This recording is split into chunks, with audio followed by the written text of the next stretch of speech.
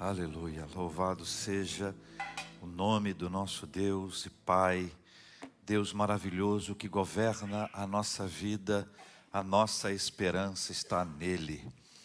Eliseu no meio do caos, esse é o tema que nós temos tratado desde domingo passado, será durante todo esse mês. Eliseu, profeta no meio do caos. Semana passada, no meio do caos econômico. Está disponível no canal do YouTube. Hoje, no meio do caos familiar. Segundo livro dos Reis, por gentileza, capítulo de número 4. Estamos na sequência do texto. Vamos ler a partir do versículo 8, um texto apaixonante.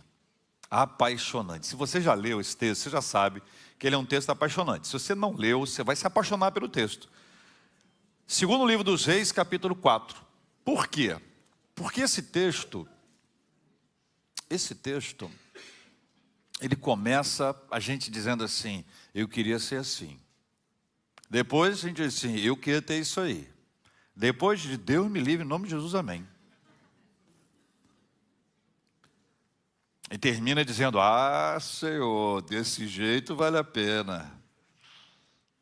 Segundo livro dos Reis, capítulo 4. A partir do versículo 8. Se você achou, diga oi. Se você não achou, não diga nada, continue procurando. Capítulo 4, a partir do versículo 8, diz assim, leia comigo se possível. Certo dia, passou Eliseu por Sunem, onde se achava uma mulher rica, a qual o constrangeu a comer pão. Daí, todas as vezes que passava por lá, entrava para comer. Ela disse a seu marido, vejo que este que passa sempre por nós é santo homem de Deus. Façamos-lhe, pois, em cima um pequeno quarto, obra de pedreiro, e ponhamos nele uma cama, uma mesa, uma cadeira e um candeeiro. Quando ele vier à nossa casa, retirar-se-á para ali. Não é lindo isso, gente? Não é lindo isso?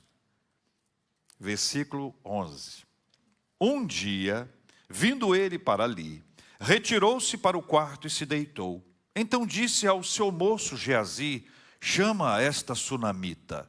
Chamando a ele, ela se pôs diante do profeta. Este dissera ao seu moço, dize-lhe, eis que tu nos tens tratado com muita abnegação, que se há de fazer por ti? Haverá alguma coisa de que se fale a teu favor ao rei ou ao comandante do exército? Ela respondeu o quê? Habito no meio do meu povo, sou muito conhecida aqui, está tudo bem. Então disse o profeta, que se há de fazer por ela? Geazi respondeu. O que ele respondeu? Ora, ela não tem filho e seu marido é velho. Geazi não deu uma zoada no marido dela. Era uma constatação do que você já sabe, né? Não vou explicar essa parte. Versículo 15. Disse Eliseu, chama. Chamando a ele, ela se pôs à porta. Disse-lhe o profeta, por este tempo, daqui a um ano, abraçarás um filho. Ela disse, não, meu senhor, homem de Deus, não mintas a tua serva. Versículo 17. Concebeu a mulher e deu à luz um filho, no tempo determinado, quando fez 1 ano, segundo Eliseu lhe dissera. Tendo crescido o menino, saiu certo dia ter com seu pai, que estava com segadores. Disse a seu pai, ai, a minha cabeça. Então o pai disse ao seu moço, leve-o à sua mãe. Ele o tomou e o levou à sua mãe, sobre cujos joelhos ficou sentado até o meio-dia e morreu. Subiu ela e o deitou sobre a cama do homem de Deus, fechou a porta e saiu. Chamou a seu marido e lhe disse, manda-me um dos moços e uma das jumentas, para que eu corra ao homem de Deus e volte. Perguntou ele, por que vais a ele hoje? Não é dia de festa da lua nova, nem sábado? Ela disse o quê? Não faz mal. Então fez ela albardar a jumenta e disse ao moço, guia e anda, não te detenhas no caminhar, senão quando eu te disser. Partiu ela, pois, e foi ter com o homem de Deus lá no Monte Carmelo. Vendo de longe o homem de Deus, disse a Geazi, seu moço: eis aí a sunamita. Corre ao seu encontro e diz-lhe: vai tudo bem contigo, com teu marido, com o menino? Ela respondeu: tudo bem. Chegando ela, pôs ao homem de Deus ao monte, abraçou-lhe os pés. Então se chegou Geazi para arrancá-la, mas o homem de Deus lhe disse: deixa, porque a sua alma está em amargura, e o Senhor mo encobriu e não mo manifestou. Disse ela: pedi eu ao meu senhor algum filho? Não disse eu: não me enganes? Disse o profeta a Geazi: cinge os lombos, toma o meu bordão contigo e vai. Se encontrares alguém, não o saúdes, e se alguém te saudar, não lhe respondas, pois põe o meu bordão sobre o rosto do menino. Porém disse a mãe do menino: tão certo como vive o Senhor, e vive a tua alma, não te deixarei. Então ele se levantou e a seguiu. Geazi passou adiante deles e pôs o bordão sobre o rosto do menino, porém não houve nele voz nem sinal de vida. Então voltou a encontrar-se com Eliseu, e lhe deu aviso e disse: o menino não despertou. Tendo o profeta chegado à casa, eis que o menino estava morto sobre a cama. Então entrou, fechou a porta sobre eles ambos e orou ao Senhor. Subiu à cama, deitou-se sobre o menino e, pondo a sua boca sobre a boca dele, os seus olhos sobre os olhos dele e as suas mãos sobre as mãos dele, se estendeu sobre ele e a carne do menino aqueceu. Então se levantou e andou no quarto uma vez de lá para cá e tornou a subir e se estendeu sobre o menino. Este espirrou 7 vezes e abriu os olhos. Então chamou Geazi e disse: chama a sunamita. Ele a chamou e apresentando-se ela ao profeta, este lhe disse: toma o teu filho. Ela entrou, lançou-se aos pés dele e prostrou-se em terra, tomou o seu filho e saiu. Vamos orar. Senhor Deus amado, nós oramos em nome de Jesus. Nós te pedimos, ó Deus, fala ao nosso coração. Mostra o que há em nós que precisa ser mudado e aquilo que está em nós e que precisa ser mantido. Ministra ao nosso coração o que nós mais precisamos. Por favor, Pai. Por favor, em nome de Jesus, o nosso amado. Amém. Meus irmãos, esse texto começa trazendo uma realidade preciosa que eu quero trazer aqui para a nossa reflexão. Sirva ao Senhor sem esperar nada em troca. Sirva ao Senhor sem esperar absolutamente nada em troca. Essa é uma questão meio que óbvia, né? Nós todos servimos ao Senhor e nos apresentamos diante dele sem esperar nada em troca. Nenhum de nós pede mais do que agradece. As nossas orações, elas são 98% de gratidão e louvor a Deus e 2% de petição. Sim ou não?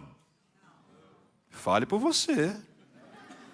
O pessoal aí do outro lado aí tá, não, sou eu mesmo, pastor. Na verdade, eu 99% é gratidão e louvor, 1% eu peço alguma coisa. Não é verdade. Lamentavelmente, você e eu temos o hábito de pedir mais do que agradecer. Nós esquecemos até de agradecer. Nós esquecemos de levantar as nossas mãos, de estar na presença de Deus e celebrar. É capaz da gente buscar o Senhor por uma bênção que nós estamos lutando diante dele, e quando nós recebemos a bênção, nós damos um churrasco. Aí alguém diz: entrou na carne ainda. Aí a pessoa muito espirituosa disse: entrei na carne sem sair da bênção. Nada contra o churrasco, mas eu estou dizendo, você está entendendo o que eu estou falando, né? Que a gente celebra, festeja, mas deixa de agradecer a quem nos deu a bênção. Depois o negócio deu uma complicada, Porque entrou um negócio aí, de uma barganha com Deus. Deus, eu te dou 3 passos, se o Senhor me der 6. Pense passos, coloque dinheiro. Senhor, se eu fizer isso, o Senhor me der aquilo, eu farei aquilo outro. Começou uma troca com Deus, como se Deus fosse um negociante. Nós pudéssemos barganhar alguma coisa com o Senhor. De fato, meus irmãos, existe um problema nisso. Por isso a sunamita entra na nossa história como alguém que faz algo para o Senhor sem pedir nada em troca. Ela traz uma abordagem tão simples e tão preciosa de alguém que aprendeu a servir ao Senhor. O Salmo 100 diz que nós devemos servir ao Senhor com alegria. Nós celebramos, nós servimos ao Senhor com alegria, nós temos disposição para caminharmos na presença dEle, nós experimentamos da graça maravilhosa do Senhor, Ele se revela a nós, Ele se manifesta a nós, e nós o servimos sem esperar nada em troca. Sabe por quê? Porque nós já recebemos de Deus. Existe um princípio lindo das Escrituras, que ela foi, de alguma forma, simplificada em poucas palavras. Nós servimos a Deus não para receber. Nós servimos a Deus porque já recebemos. Não é uma lógica diferente? Porque se você pensasse que, olha, eu sirvo a Deus para receber. Então você veio à igreja para quê? Para receber. Eu vim buscar, eu quero receber. Dá-me, dá sanguessuga. Por outro lado, quando você pensa o oposto, você diz, não, eu já recebi. Eu estou aqui porque eu já recebi a bênção da vida, eu já recebi a bênção da alegria, já recebi a bênção da salvação. Eu estou aqui porque eu já fui abençoado, não para ser abençoado. Eu estou aqui para servir ao Senhor com alegria e sem esperar nada em troca. O que a sunamita faz? Você reparou no texto que ela faz? Ela percebe, olha o que ela diz. Primeiro que ela era uma mulher rica, graças a Deus, né? Deus abençoe as mulheres ricas. Mas veja que ela, na sequência, ela constrangeu o profeta a ir para a casa dela. Ela disse, olha, o senhor tem que ir lá na minha casa. Vamos lá para a minha casa.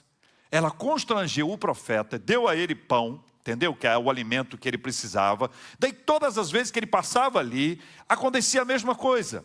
Então ela teve uma ideia, esta mulher teve uma ideia de servir ao Senhor sem esperar nada em troca, sem querer nada em troca. Ela oferece a ele a possibilidade de ter um quarto na casa dela, o que a gente chama comumente de quarto do profeta. Por isso há essa expressão. Várias pessoas conseguem ter na sua casa um quarto, um ambiente específico que é oferecido para aqueles que visitam. E nos tempos onde os pastores peregrinavam entre várias igrejas, das velhas histórias, dos campos missionários distantes que ele tinha que ficar na casa de alguém, muitas pessoas com posses, elas construíam um cômodo específico para acolher exatamente os pastores viajantes, aqueles que pregavam a palavra. Ela então constrange o homem de Deus, e ela prepara com o marido. Veja a visão dela, ela enxerga a coisa pronta, ela organiza a coisa de uma forma linda. Daí todas as vezes que ele passava ali tinha, ela convenceu o esposo e resolveu colocar ali uma cama, uma mesa, uma cadeira e um candeeiro. E graças a Deus o profeta foi abençoado, porque essa ideia não foi do marido, foi dela. Se fosse do marido, coloca ali um colchonete. Aí a mulher, só um colchonete, pelo amor de Deus. O homem está morto, está andando para todo quanto é lado. O homem só vive orando, ele vai deitar e vai orar. Ou embarcar. O homem pensa assim. Mulher não, põe uma mesa, põe um candeeiro. Hoje, uma florzinha. Põe ali um não sei o quê, põe não sei o que lá. Isso combinando com isso. Veja o carinho, o cuidado, mas sem nada em troca. Isso chama atenção para a gente a respeito de uma coisa muito preciosa na Bíblia, que é a hospitalidade. Eu separei alguns textos para nos ajudarem a pensar sobre a hospitalidade. Alguns textos estão aqui na nossa tela. O primeiro deles, duas cartas de Paulo, aliás, 2 textos da mesma carta de Paulo aos Romanos, fala muito sobre esse assunto, mas veja, em Romanos 12:13, ele é objetivo ao dizer, praticai a hospitalidade. Praticai a hospitalidade. Depois, no capítulo 16, versículo 23, ele diz, saúdo-vos Gaio, meu hospedeiro e de toda a igreja. Gaio hospedou Paulo na sua casa, e a igreja na sua casa, a igreja de Corinto. Pensa nisso, a igreja de Corinto nasce na sua casa, E sabe quem vai para a sua casa, se hospedado lá? Apóstolo Paulo. Escrevendo aos Hebreus, o autor aos Hebreus, diz o que? Leia comigo. Não negligencieis a hospitalidade, pois alguns praticando-a sem o saber, acolheram um anjo. Que texto doido! Pensa comigo, será que aquela pessoa que eu recebi foi um anjo? Angel. Hein? Logo você que é The Chosen. Você que é The Chosen, recebendo na sua casa Angel. Meu Deus do céu. E a gente para pensar, meu Deus, o que será que é isso? Será que quem vai lá na minha casa? Uma vez lá na rádio, recebi um pastor e ele me disse que ele tinha um anjo da guarda. Eu, para ajudar, disse, entendi. O senhor está dizendo que o senhor tem um anjo que guarda. Ele, não. Tem um anjo da guarda. Eu tenho e você também tem. Aí eu respondi, larga o meu quieto então. Na interatividade, sou comunicador, né? Comunicador de rádio. Estou ali na rádio com ele, ao vivo. Pergunto para ele assim, e o seu anjo da guarda, ele está aqui? Ele falou, está. Eu falei, está aqui. E mostrou lá. Eu, sem fé, não vi nada, né? Ele apontou para lá, eu falei assim, o nome do meu anjo é Gabriel. Eu falei, que isso? Rapaz, Gabriel! Ele falou, mas não é aquele, é um homônimo. Aí já deu, Deus, eu já fiquei mesonzo, né? Aí ele falou para mim assim, o anjo me curou. Eu falei, o anjo te curou? Eu falei, não, Jesus. Aí eu confundi mais uma vez. O anjo ou Jesus? Você já pensou se Gabriel...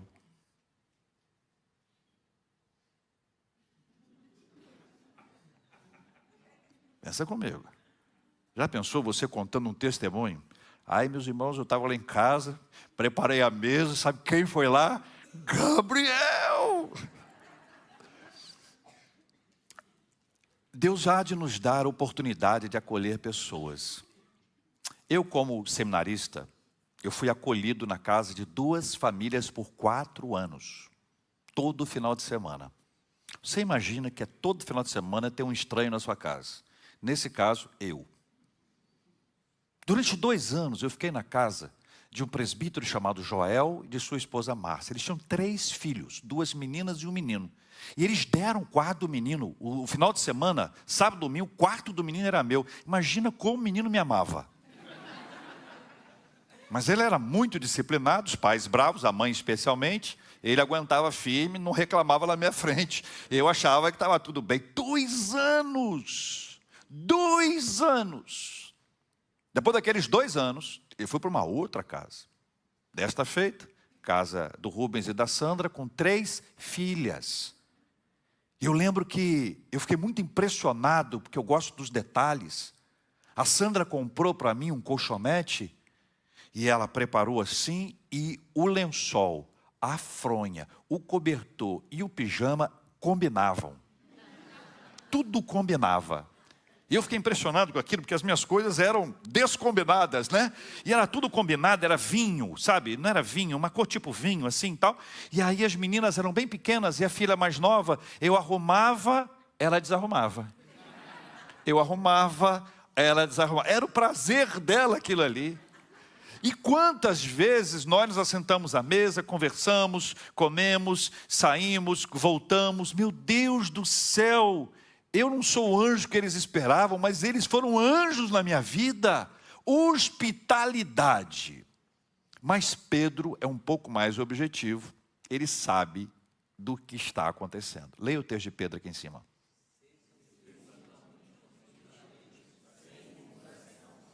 Eu tenho a impressão que Pedro descobriu alguma coisa. Pensa comigo. Sede mutuamente hospitaleiros, sem murmuração. Por que será que está sem murmuração? Fala para mim, por que será? Por quê? Do nada? Houve murmuração. É óbvio que houve murmuração. Então o que acontecia? As pessoas recebiam, mas reclamavam. E não tem jeito. A gente reclama com o olhar, ainda que não fale absolutamente nada. Diz que numa casa, o pai estava lá, todo mundo, aí chegou um visitante, era o visitante. E o visitante na frente assim, e o pai o menininho, cuidado com os menininhos são perigosos. Quem tem filho menino aí sabe disso. O menininho olhava assim, aí depois olhava para cá, olhava assim, e o visitante começou a ficar incomodado com aquilo, né? Porque é estranho, né? A pessoa ficar te olhando assim, olhando para cá, olhando para lá. Aí o visitante, muito educado, ele perguntou: o que houve, meu filho? Eu estou procurando a sua outra cara. Outra cara? Papai falou que só tem duas caras.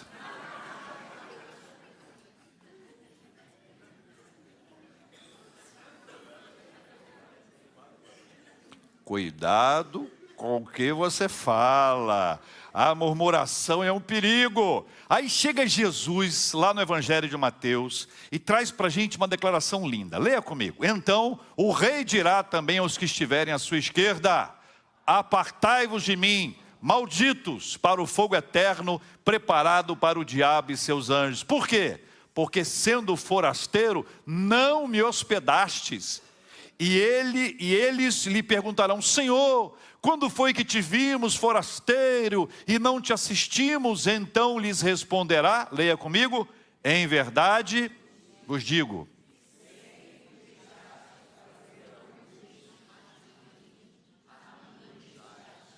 Jesus está explicando que aquelas pessoas que não fizeram a um pequenino, não fizeram a ele. Então agora não é mais anjo. Nós estamos acolhendo a Jesus. Por isso é o servir sem esperar nada em troca.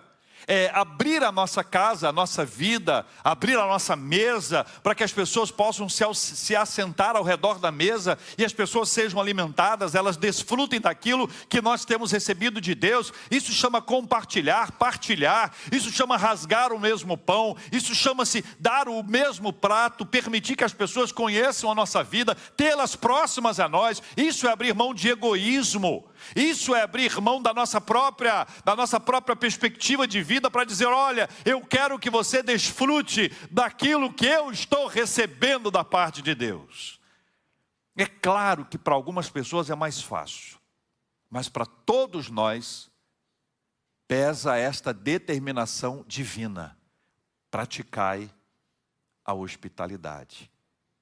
A sequência do texto acontece uma coisa linda que você já viu. E aqui eu quero apresentar uma outra frase para que você guarde comigo. Deus sempre nos surpreende.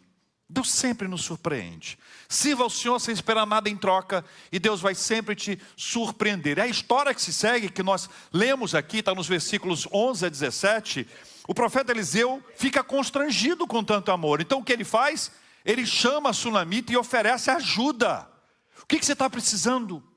Posso fazer alguma coisa por você? E ela modestamente e com simplicidade diz que não precisa de nada, que ela já habita no meio do povo dela há muito tempo, que ela tem muitos conhecidos, que ela não precisa de nada. Aí Geazi dá uma ideia, e a ideia dele foi maravilhosa. Ele declara que ela não tem filho e que o marido já é uma pessoa idosa. Então é necessário que haja uma intervenção divina. Como todas as outras vezes em textos similares, aconteceu uma ação divina, uma ação surpreendente de Deus. Quando ela escuta, você lembra da resposta dela? A resposta dela está aqui no versículo 16. Por este tempo, daqui a um ano, abraçarás um filho. O que ela diz? Não, meu senhor, homem de Deus, não mintas a tua serva. É aquele temor, é aquele receio. De alguma forma ela percebe a sua impossibilidade e a impossibilidade do seu marido, com as impossibilidades que todos nós temos, mas a despeito da nossa impossibilidade, como foi, apesar das impossibilidades dos dois, Deus resolveu agir e deu a elas uma criança. Deu a eles uma criança. Veja que a promessa de Deus é: por este tempo, daqui a um ano, abraçarás um filho. Ela disse: não, meu senhor. Aí no versículo 17, concebeu a mulher e deu à luz um filho no tempo determinado, quando fez um ano, segundo Eliseu lhe dissera: louvado seja o nome do Senhor. Eu não me canso de me surpreender com Deus. Eu não me acostumo com isso. Então, às vezes Deus faz uma coisa na minha vida que eu digo assim: meu Deus, Ele me surpreende. Aí depois eu digo: eu não me surpreendo com todas as vezes que Deus me surpreende. Porque Ele sempre me surpreende. Deus nunca faz uma coisa qualquer. E eu queria fazer um desafio de fé a você, que às vezes a gente se acostuma com mais ou menos. A gente se acostuma com mais ou menos. E eu e você precisamos, diante de Deus, à luz das Escrituras, viver uma vida de sobrenatural. Viver uma vida espiritualmente profunda, onde nós temos convicção que nós podemos clamar ao Senhor, e o Senhor, se for da vontade dEle, há de agir sobre nós. Onde a intervenção divina é sobrenatural, e Ele sempre faz algo novo. Ele sempre nos surpreende, louvado seja o nome do Senhor. Os milagres de Deus na nossa vida, pelo amor de Deus, são tantos. As histórias que nós temos são diferentes, são especiais. Sabe aquelas coisas que acontecem na nossa vida que a gente diz, olha, não fui eu, não veio de mim, veio do Senhor. Deus abriu essa porta, Deus fechou essa porta, Deus me deu uma palavra, Deus não me deu uma palavra, Deus me mostrou a sua vontade, Deus quis que eu me aproximasse dEle. Todas as vezes que você e eu buscamos a direção do Senhor, Ele traz sobre nós uma palavra. Acontece que nem sempre a gente está afim de esperar, e nem sempre está afim de buscar. Cá entre nós dois, é mais fácil o negócio vir pronto, rapidinho. Senhor, está aqui, mas com Deus não é assim. É relacionamento, é caminhada, é intimidade, é experiência com Ele. Deus deu a ela o que ela não esperava, Deus a surpreendeu, foi para além das suas expectativas, muito mais do que pedimos ou pensamos, é o que Deus tem reservado para nós. Creia! Não viva o mais ou menos espiritual. Não se habitue a viver como mediano espiritualmente. Busque mais de Deus. Mergulhe mais na presença do Senhor. Esteja diante dEle em oração e o Senhor vai surpreender a sua vida. Amém, meus irmãos? Amém. Pois é. Para a história aí. Acabou a história. Maravilha. E a sunamita foi feliz para sempre, o maridão dela, coroa de Jesus, sensacional, filhão dela cresceu, começou a trabalhar, acabou a história. Não, a história dela é igual à nossa. O menino vai trabalhar com o pai, e tem uma dor na cabeça. Ai, minha cabeça. O pai fez o que a maioria dos pais fazem. Olha a maldade. Eu ouvi daqui. O pai orou. O pai socorreu. E também levou para a mãe. Leva para a mãe dele, leva a mãe dele. Aí a mãe dele recebeu o menino. Veja o que diz o texto de uma forma muito dura, versículo 20. Ele o tomou e o levou à sua mãe, sobre cujos joelhos ficou sentado até o meio-dia e morreu. Ou seja, o menino morreu no colo da mãe.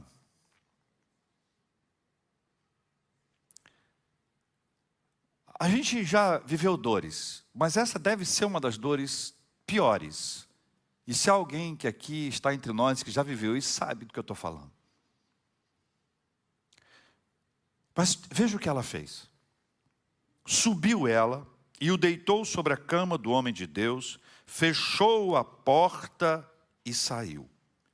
Por que razão ela colocou o menino, não no quarto do menino, não no quarto dela, mas no quarto do homem de Deus e fechou a porta?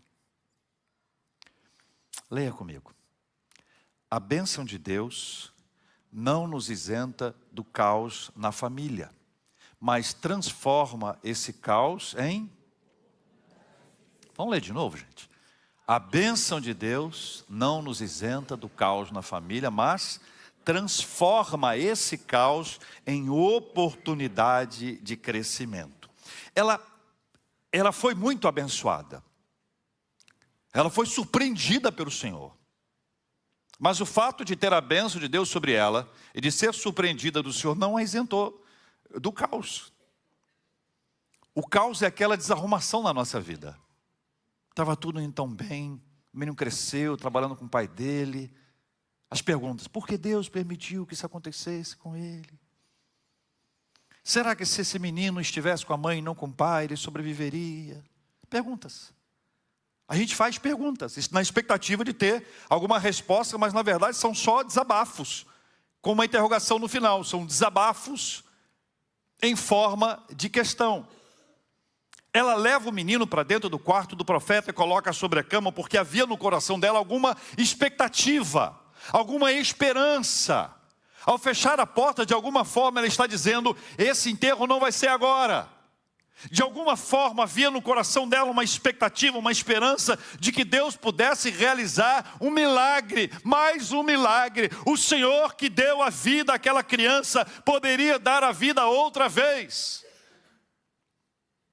Às vezes o caos bate à nossa porta, são circunstâncias adversas.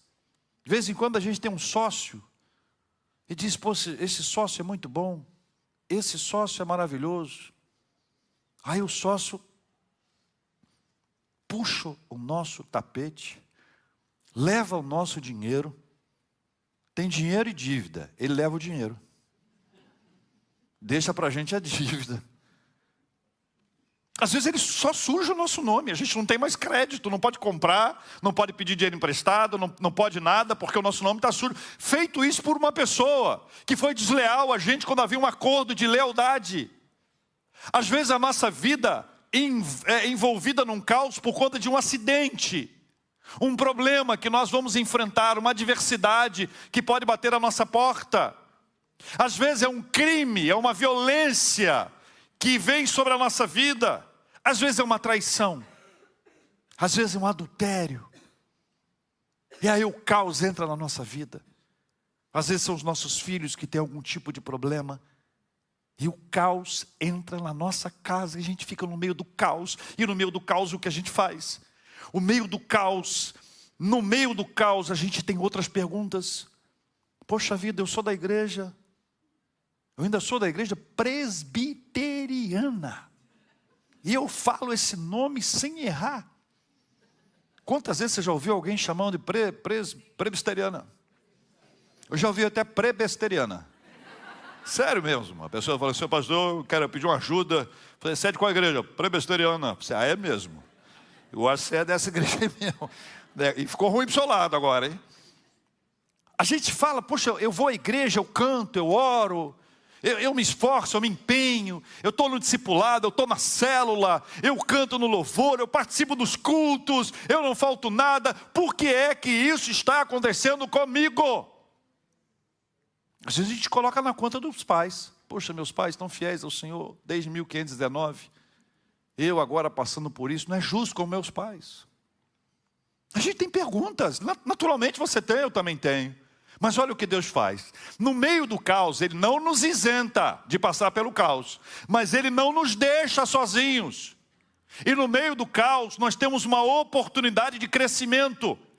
A sunamita coloca o garoto dentro do quarto, coloca sobre a cama do profeta Eliseu, e ela fala com o marido, ela pega o animal, ela anda. Alguns estudiosos dizem que ela andou a bordo daquele animalzinho cerca de 40 quilômetros da Igreja das Américas à Ponte Rio-Niterói.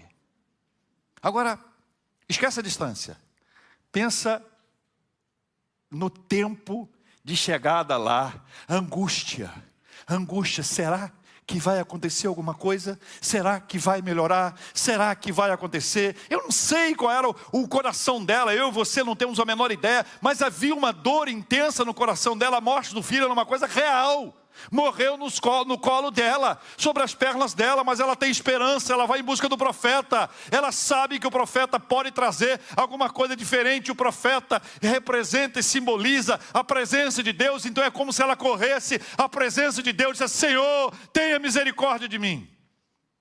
Ela encontra, e aí o profeta se depara com a sua limitação. Isso aqui é impressionante, porque quando o profeta vê a distância, o profeta não tem conhecimento, ele não consegue identificar, ele não consegue perceber o que Deus está fazendo, ele não compreende, Deus não revela a ele também é limitado, ele também precisa de Deus, ele não é altivo, ele não é um super-herói, ele é um ser humano que padece, que perece, que tem dificuldades e lutas e que precisa da ação divina. Isso mostra dependência do profeta. Eliseu dependia de Deus. Versículo 27 diz que ela chegou, correu, abraçou-lhe os pés. Geazi, com a sensibilidade de quis arrancar, sai mulher. A sensibilidade impressionante. Aí o profeta disse o quê? Versículo 27, finalzinho. Deixa, porque, olha essa frase. A sua alma está em amargura e o Senhor mo encobriu e não mo manifestou. Ou seja, ela está com amargura no coração e eu não tenho a menor ideia o que está acontecendo.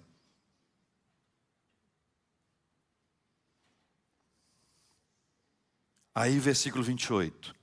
Pedi eu ao meu Senhor algum filho? Não, disse eu. Não me enganes. Disse o profeta a Geazi.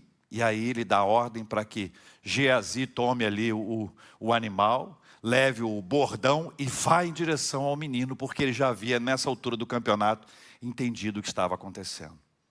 E aí a gente se depara com um caos sobre a nossa vida, na nossa família, uma desarrumação completa e uma necessidade absoluta de algo da parte de Deus, de uma ação divina que mude por completo o nosso estado e a circunstância. E esta é uma grande oportunidade para o nosso crescimento. Deixa eu te falar uma coisa, você que está vendo um caos na família. Você está tendo uma oportunidade para crescer espiritualmente. Eu sei que você não queria passar por isso. Nenhum de nós quer. Mas se estiver passando, esta é a hora de voar espiritualmente, de buscar a Deus espiritualmente, de clamar ao Senhor e receber da parte dEle a resposta que você e eu estamos buscando. Esta é a hora e hoje é o dia em nome de Jesus. Porque o final do texto, e a gente caminha para este momento de encerramento, o final do texto, ele nos traz uma palavra tão preciosa. No meio do caos, persevere, a última tela, no meio do caos, creia, persevere, pois é o Senhor quem dá a última palavra. Você pode ler de novo comigo?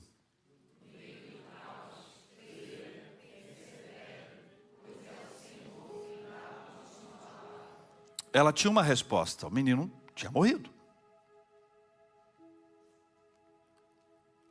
Tem coisas na nossa vida que a gente perdeu a esperança. Já fez o que tinha que ser feito. Já deu o que tinha que dar. Desisti. Não vai mudar. Nada vai acontecer de novo. A gente desiste. Tem hora que a gente cruza os braços. A gente fecha a porta e se vira contra Deus. Aí vem essa história maravilhosa da sunamita. O profeta Eliseu então vai junto com ela. Ela diz que não larga o profeta em hipótese alguma. Mulher determinada, resolvida. O profeta chega até lá, vai ao quarto, deita sobre o menino, dá volta, deita outra vez. Daqui a pouquinho o menino espirra. Santo espirro! Está vivo o garoto. E ele entrega o garoto para sua mãe. E o resto da história a gente não conhece. A gente só sabe que ela não desistiu de buscar ao Senhor. Ela não desistiu. Eu quero dizer a você que é lindo quando a gente lê. Mas para praticar é necessário que haja fé. Essa não é uma frase para o Instagram. Essa não é uma frase para colocar em algum lugar. Essa é uma frase para botar no coração e viver. No meio do caos, creia, persevere, pois é o Senhor quem dá a última palavra. A história da sunamita é uma história maravilhosa, com altos e baixos, com momentos de grande alegria e de profunda tristeza. Mas ao final desse ponto da sua história, Deus deu a ela uma resposta, que é possível que ela estivesse ali alimentando no coração. Mas imagine se ela parasse pelo caminho, mais de 40 quilômetros. Ela dissesse: eu vou voltar, eu vou desistir. Deixa para lá. Perdi.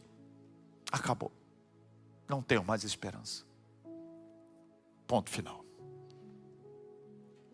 Deus é tão maravilhoso que registrou essa história para que a nossa fé fosse alimentada, para que a sua fé fosse alimentada pelo Senhor, para que você dissesse: eu não vou parar de crer.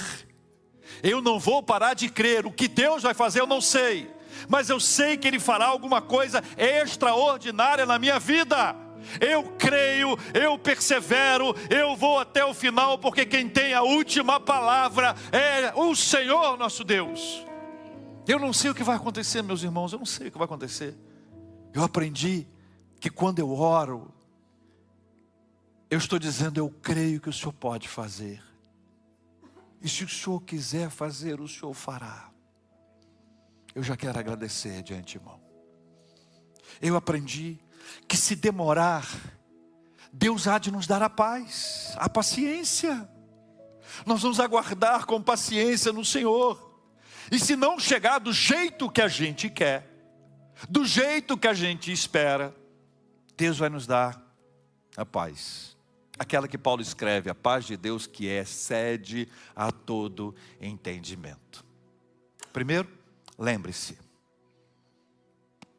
sirva ao Senhor sem esperar nada em troca. Pastor, eu queria um marido, estou servindo a Deus para arrumar um maridão. Para com isso. Ai, pastor, e eu quero uma esposa. Aí já muda de figura, né? Junta as duas pessoas. Pastor, eu estou servindo, que eu estou querendo um apartamento novo, estou querendo sair do aluguel. Por isso que eu estou trabalhando na igreja. Para com isso, você não escuta isso aqui nessa igreja. Sirva a Deus sem esperar nada em troca. Deus pode surpreender a gente com um presente maravilhoso. Meu Deus, que bênção! Mas a gente pode passar pelo meio do caos.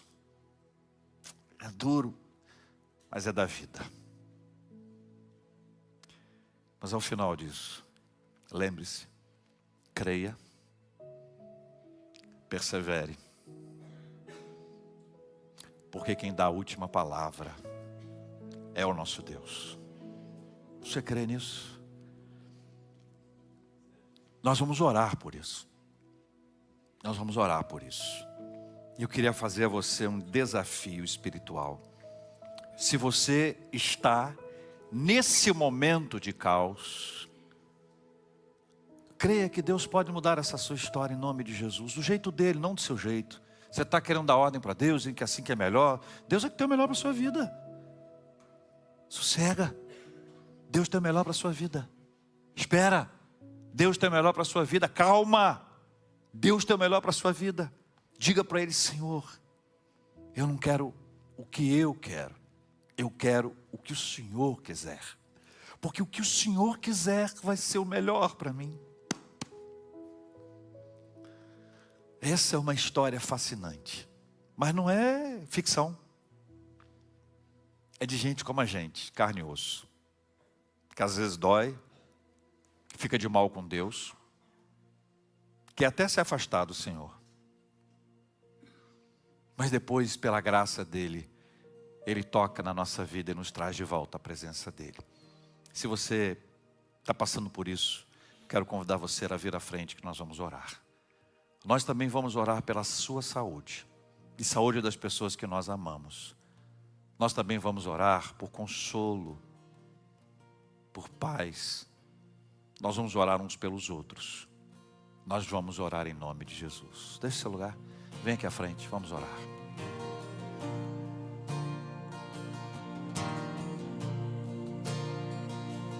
Bring us to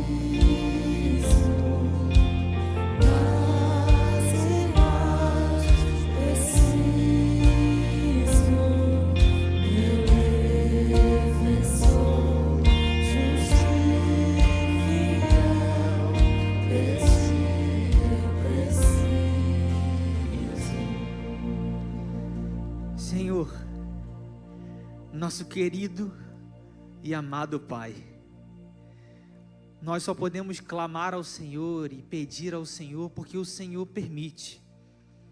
E neste momento, dentro dessa permissão, estamos aqui diante do Senhor, com os nossos corações abertos. Senhor, reorganiza alguns caos que estão acontecendo em algumas famílias, Pai.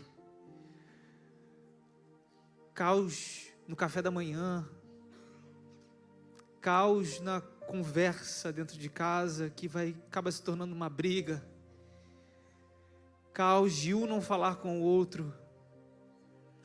Alguns estão com caos no trabalho, alguns não falam com os pais há tanto tempo, alguns se acostumaram, Deus, a viver nesse caos, mas o Senhor pode reorganizar qualquer coisa, o Senhor pode transformar qualquer pessoa, o Senhor pode salvar a qualquer um, e aqueles que não se falavam podem se abraçar um dia, podem se olhar na mesa, como irmão, como irmã. Senhor, restaura famílias em nome de Jesus, para a Tua glória, Senhor. Aqueles que estão diante de Ti agora, com o coração pesado, tão pesado, medo, dúvida, culpa. Senhor, tem misericórdia de nós em nome de Jesus, e reorganiza a nossa casa, Pai. Dê paz ao nosso lar, Senhor. Para as mães que estão aqui clamando por filhos, pela conversão há anos, Deus, escuta, Senhor, abençoa. Aos pais que estão aqui, pedindo pelas suas famílias, pelos seus pais, pela sua esposa, pelos seus filhos, Senhor, tem misericórdia. Nós não somos absolutamente nada sem o Senhor, mas nós temos paz, a paz que vem de Ti. Talvez agora nós não conseguimos entender, nós não conseguimos pensar com tanta facilidade diante de tantas as coisas que nós estamos vivendo neste momento, mas de uma coisa nós sabemos: nós servimos ao verdadeiro Deus, que nos ouve, que nos resgata e que resgata qualquer um. Tem misericórdia de nós. Dê alívio, Pai, alívio, alívio, alívio. A paz que excede qualquer entendimento, compreensão, qualquer lógica, Senhor. A paz que vem de Ti, que vem do alto. Senhor, pedimos neste momento também para todos aqueles que estão passando por dificuldades, por lutas no aspecto mental, Senhor, na saúde mental, na saúde física. Senhor, nós cremos que o Senhor pode todas as coisas. Se for da vontade do Senhor, usará os médicos, os exames, os remédios, mas o Senhor pode todas as coisas, inclusive curar de maneira sobrenatural. Nós cremos e sabemos disso. Senhor, para aqueles que estão também lutados nesse momento, tem misericórdia, sustente, Pai, dê força, e é o que pedimos ao Senhor: força, paz. E mesmo que tivemos que andar 40 quilômetros ou 400 quilômetros, nós sabemos que o Senhor estará conosco. E tudo valerá a pena. Louvado seja o Senhor antes de recebermos qualquer bênção, e louvado seja o Senhor após a recebermos essa bênção. Toda honra, toda glória seja dada ao Senhor. E em Cristo Jesus nós oramos. Amém e amém.